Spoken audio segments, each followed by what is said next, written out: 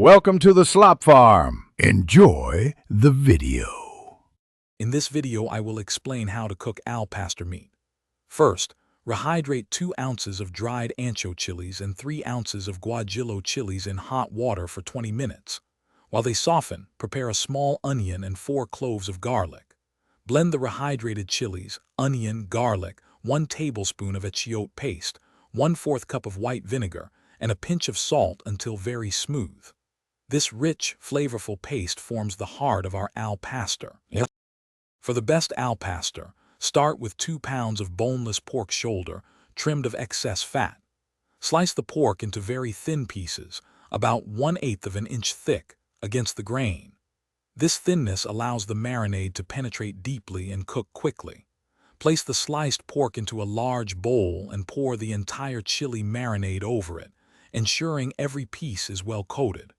Refrigerate for a minimum of 4 hours, or even better, let it marinate overnight for maximum flavor.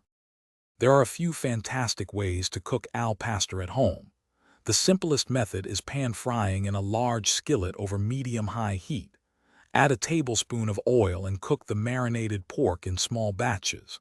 Another popular option involves grilling the meat, achieving wonderful smoky notes.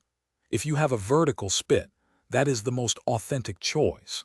Whichever method you choose, cook until the edges are nicely charred and the meat is tender, usually for about 3 to 5 minutes per batch. To capture that truly authentic al pastor flavor, consider adding fresh pineapple. As the meat cooks, the pineapple caramelizes, releasing its sweet and tangy juices, which beautifully complement the savory pork.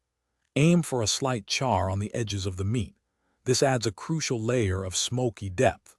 The interplay of the rich chili marinade, the subtle sweetness of the pineapple, and a hint of char is what makes al pastor so incredibly delicious and irresistible. Thanks for watching. Consider subscribing if we helped you today.